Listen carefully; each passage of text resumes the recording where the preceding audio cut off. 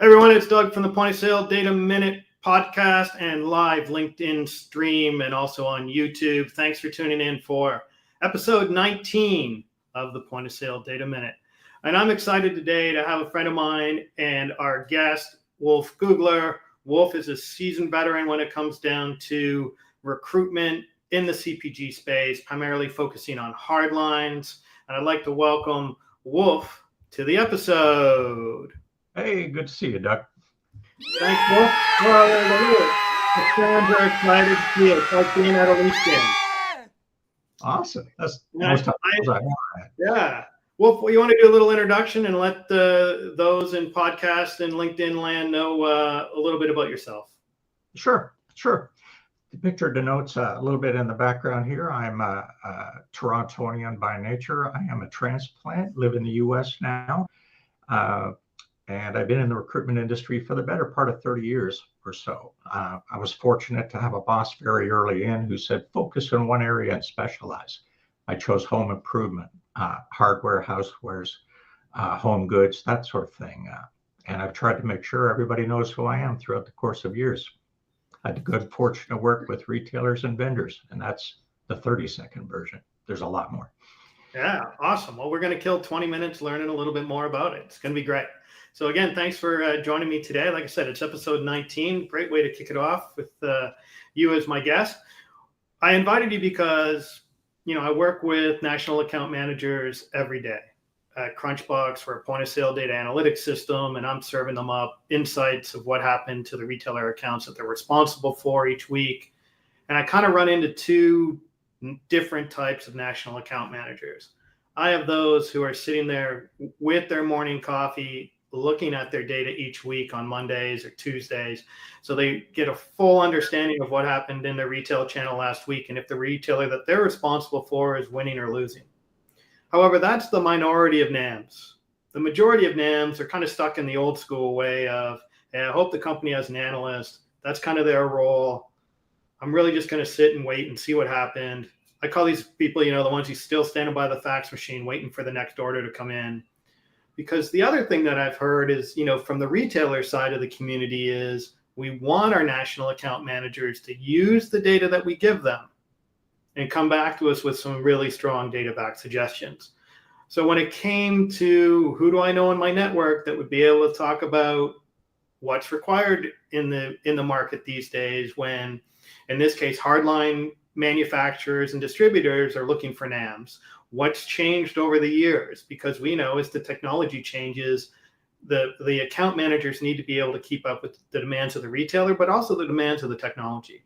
So I think that's a good place to start. And I'll turn it over to you here and kind of what have you seen over the last, 3 years, 5 years, 10 years? What's the trend you see in terms of what companies are looking for when they hire a NAM?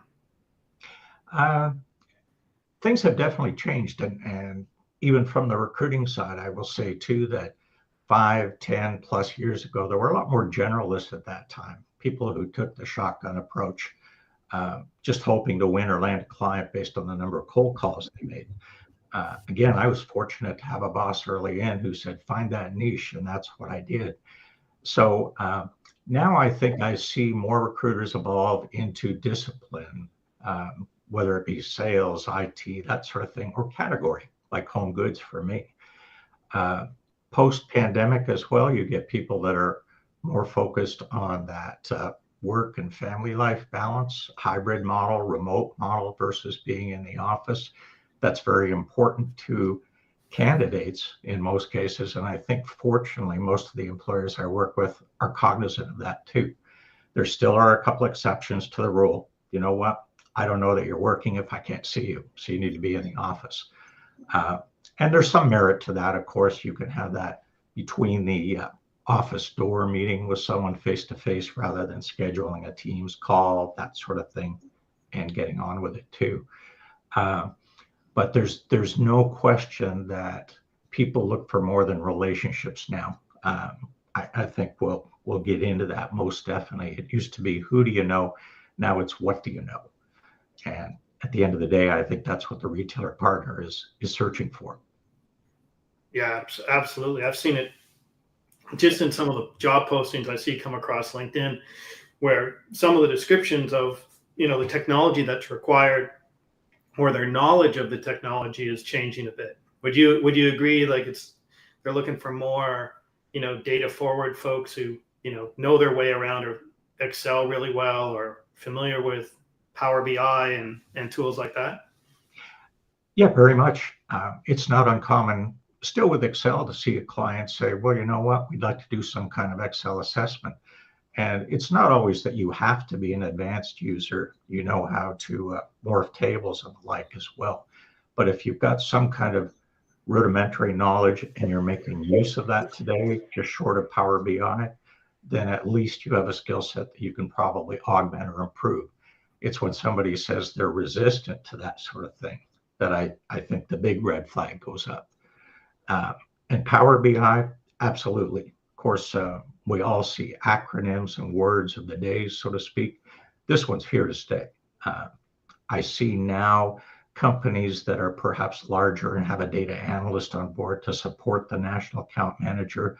Then their role is to help pull that data out from various sources, whether it be the retailer's data or other, and help the national account manager being able to present that fact-based information to make an informed decision. When the company's smaller or entrepreneurial, maybe they don't have the headcount internally, then it's all on the NAM. He or she's got to pull that data together. They've got to be comfortable doing that. And now I see many clients in the final stage of the interview process saying, we want you to make a presentation. Could be the hiring company's product, could be the candidate's company product, but give us your spiel, so to speak, on how you would present to a potential customer in a compelling, factual way. And are you, in your role, are you helping your candidates or coaching them in any way to, when they're asked for those presentations? And do you see a different approach? Some come in with like, well, I need to know what the sales velocity of these products are, how much inventory they have, and others are taking maybe just a more holistic approach and not flying at 5,000 feet, but it's like 10,000 feet. Be like, well, I'd go look at the shelf and I'd figure out kind of where there might be a gap in product fit or something like that. Give you the consultant's answer. I've seen both. Seen a company say, hey, you know what? Go to the store, walk down the aisle, look at where our product is, give us a presentation as to what you think we're doing right or wrong in terms of data. Go to the competitors. And usually I don't suggest that sort of thing to a candidate.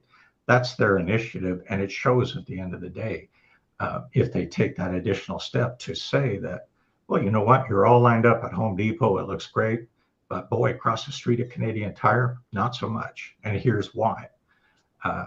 And maybe look at shelf space positioning, SKUs, that sort of thing too. So that definitely comes up. Then I do see clients who say, to give an example without a name, we made a recent acquisition. We're not sure what we're going to do yet with this. We're going to integrate it into our business, but we're not sure how we'll go to market. Why don't you give us your impression of what's going to occur if you're on board? That was done with 2 finalist candidates, and the company actually adopted most of the recommendations from the candidate they hired, and it turned out to be a win-win. I've heard from read articles. There's lots of postings on LinkedIn where this is becoming a bit of the norm, right? Like, give me the business case or give me your analysis, and candidates are sometimes hesitant to dive into all those details and tell them what they do without being told they're going to get the job, because to do that right, it's a fair amount of effort. Have you seen this become more of a recent ask in the hiring phases versus, again, like just 3 years ago or 5 years ago? Or what do you feel about that? What are you seeing? Yeah, I'd say that goes back maybe 12 or 18 months or so, Doug. It is much more recent. I've not had somebody balk at doing it. Now, behind my back or whoever, there could be a few words being said about this extra effort. Right. At the end of the day, it appears, at least from my experience, that people are pretty happy to do that sort of thing if it's going to allow them to raise the bar and make sure that they end up as the candidate of choice. So I've seen articles where people say, you know what, I don't want to do that. That takes a lot of time and you should pay me to do that. Mm-hmm. But I think in a sales focused role, at the end of the day, you're probably getting a paycheck. You're looking to make that bonus. You need the extra effort. So this is just sort of that extra step in the same process. Yeah.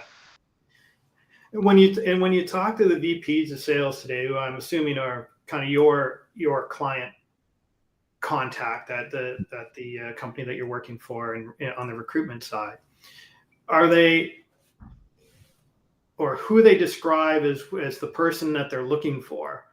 Where is that evolving besides on the data side? Is there any other changes that you've seen over the years before? It used to be like, hey, I'm going to hire Wolf because he knows the guy at Home Depot that I want to do business with. Is there more to that now? Are you getting into like, what's the technology look like on the recruiting side of the business, and what do you see changing from the VP of sales perspective as to like an ideal candidate and person's fit? Sure, and of course, as much as I preach that the candidate needs to be data savvy and informed, I need to be as well. We do use applicant tracking technology to ensure we don't lose sight and track of the people we've already contacted or spoken with. They're always part of our recruitment effort too, whether it be social media posts, that database of people who may be appropriate or have a recommendation of someone who is, and headhunting. But in terms of the person, yes, I think it used to be, who do you know at Home Depot? Who do you know at Home Hardware? Who do you know at Lowe's? That sort of thing. And if you have a relationship, that's great.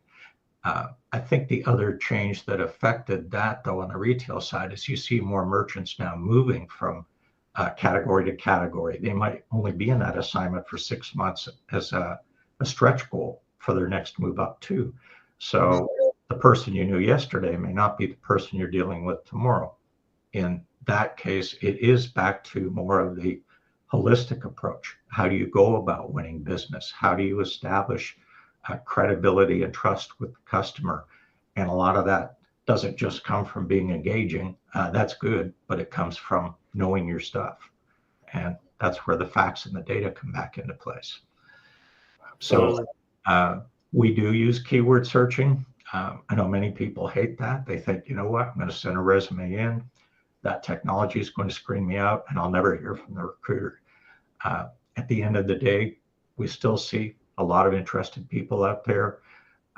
It helps cull perhaps the people that are in no way, shape, or form qualified, at least to a long list that we can start to work through. And trust me, I do not let my technology do my job.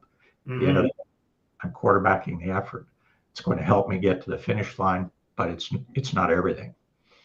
I think that's a good theme there from the national account manager standpoint as well. The technology that, look, I serve up at Crunchbox and other data tools that are available to them, whether they're using our services or somebody else's, it allows them the capability or provides them with the tool set to do a better job.